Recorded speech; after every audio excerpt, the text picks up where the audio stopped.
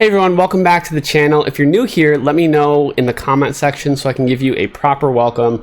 But obviously today, I want to talk about the Nintendo Direct that we had this morning. I've seen a lot of reactions, both from my own subscribers and in the gaming community in general. And there's a few things that I want to say about this, particularly in regards to all of the hate that it's getting and, the people that are actually really excited for this, why it's okay to be either one, and how we should support each other.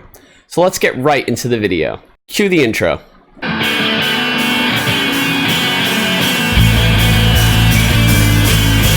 So quick recap in case you missed the Nintendo Direct Mini or you haven't had a chance to get caught up on it. There were very few things that were actually announced. At the beginning, we found out there's going to be some DLC coming for Cadence of Hyrule, which is the rhythm-based game from the creators of Crypt of the Necrodancer that uses characters and locations from The Legend of Zelda. What I was very excited about for that announcement is that we're actually going to be getting a physical copy of the game coming on a cartridge. And that's coming this year, so I was really excited for that. The next announcement was for a game called Rogue Company. This game was a team shooter and it looked like it was running really well on the Switch. The graphics were pretty advanced for what you would see on the Nintendo Switch. The game, as you can see right now, has kind of like a cyberpunk theme. A lot of people in the chat thought maybe it meant Cyberpunk 2077 was coming to Switch. But what I thought was really cool about this is it actually uses gyro controls, just like Splatoon 2. And I really like playing shooters that use gyro controls. I really like Splatoon 2, and I don't normally like shooters, but because of those controls, it makes it more fun for me. So it was great to see another game like that coming to Switch, and this one, obviously a more realistic vibe. I think cyberpunk settings are very cool, but again, nothing that would blow you away. Next, we already knew about WWE 2K Battlegrounds. And that got a little presentation as well, including some WWE superstars getting way too excited for it. But honestly, the WWE, like just the 2K18, 2K19, those games really have been bad, like very bad in the last couple of years. So I'm glad they're changing up the formula, trying something a little different. But it's not really a game for me. That's okay.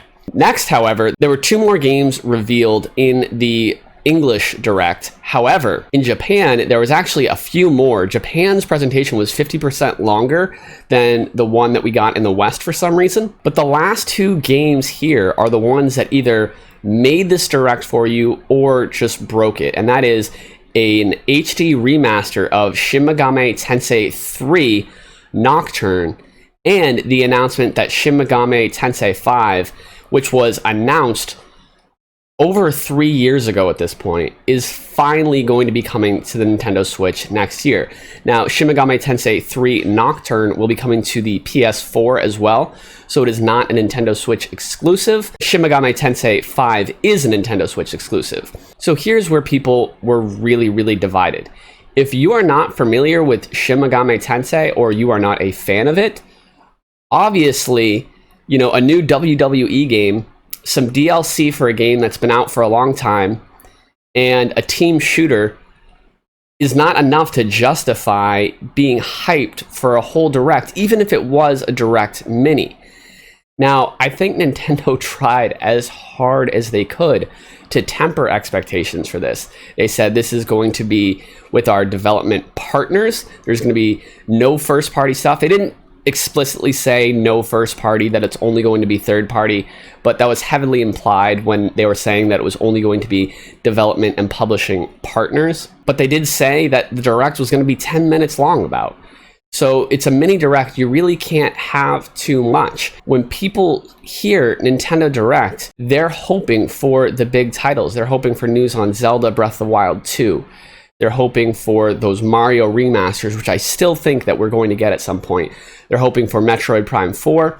When they heard that it was going to be more third party, they were hoping for Bayonetta 3. Even Bravely Default 2 would have been really big for a lot of people. And of course, Smash Brothers characters being revealed. Now, the problem is when you're only announcing essentially 4 games in a Nintendo Direct, there's not enough there to make everybody happy.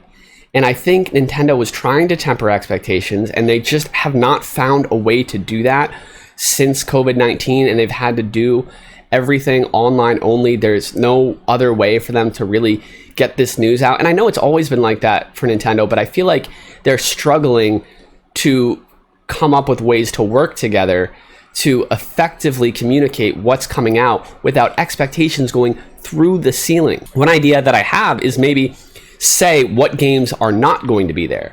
Say there's going to be no Smash, there's going to be no Zelda, there's going to be no Mario. Say that up front, and people won't be so disappointed when these mini directs and Treehouse events and Pokemon Presents happen.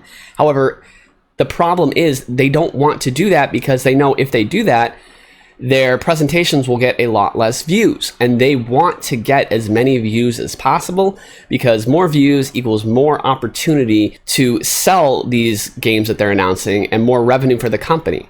So it's really a catch-22. This particular direct is probably my favorite direct of 2020. I am so happy that we are getting not only Shin Megami Tensei 5 coming next year confirmed with a simultaneous worldwide release date, we're also getting a remaster of Shin Megami Tensei 3. And if you are not familiar with these games, but you are familiar with Persona 5, then you should look into these because Persona 5 is a spin-off of Shin Megami Tensei. The Shin Megami Tensei games were the first games that were made in this universe. And then in the mid-90s, they decided, hey, let's make a spin-off of these games that takes place in a high school. We'll call it Persona. And then the first couple Persona games did really bad. Shin Megami Tensei was the main series. And then Persona 3 happened, and there was a huge shift. And then Persona started becoming the more popular series. However, Shin Megami Tensei is still very, very good. There just hasn't been a new one in a while, so a lot of the younger audience just aren't aware of it.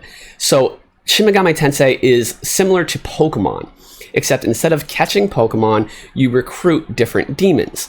Every single demon that you recruit in Persona 5, those are all demons from Shin Megami Tensei that you recruit in that game as well. In Persona 5, you recruit them as personas. In Shin Megami Tensei, you just recruit them as they are. But the mechanics are the same, the recruiting's the same, the battle system is classic, turn-based, JRPG goodness. These games are so, so good. And if you found Persona to be easy, these games offer a lot more challenge. So especially if you like Pokemon games but think Pokemon is too easy, these games are incredible. Shin Megami Tensei 4 Apocalypse was probably my favorite 3DS game of all time. And that's coming from someone that's a diehard Pokemon that adored the 3DS Pokemon games. Shin Megami Tensei 4 Apocalypse was just that good. If you haven't played a Shin Megami Tensei game before, that is the one I recommend you start with. It's actually a sequel to the regular Shin Megami Tensei 4. Probably start with that one on the 3DS.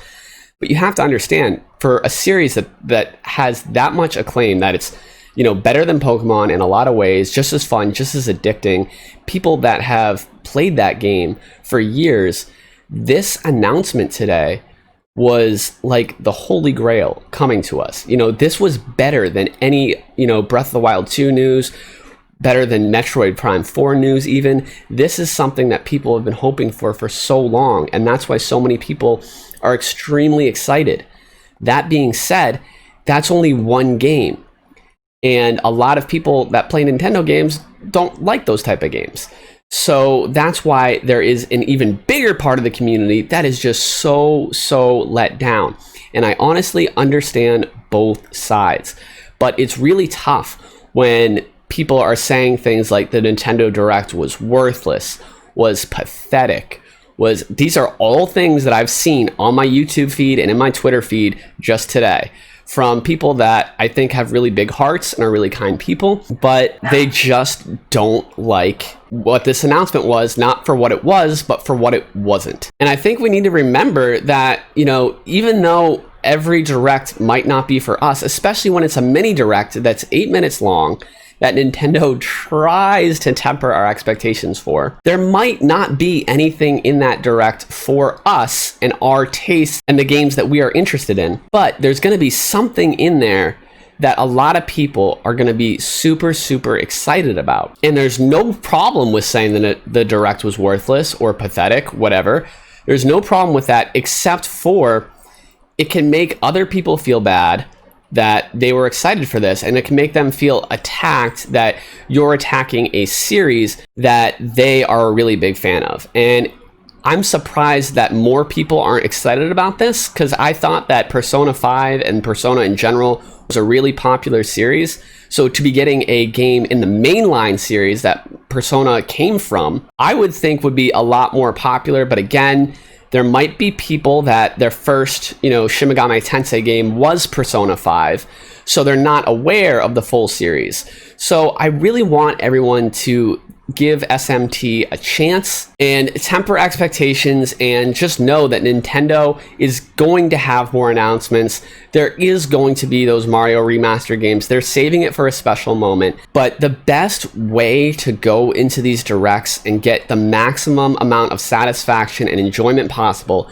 is to go into them with zero expectations. Just expect that you could watch the full direct and not get anything that is exciting for you announced. Just expect that that could be the case, because it could be. Eventually, Nintendo will, of course, announce something or address something that you are really excited about. You'll go into it with no expectations and get an incredible announcement and be super, super excited.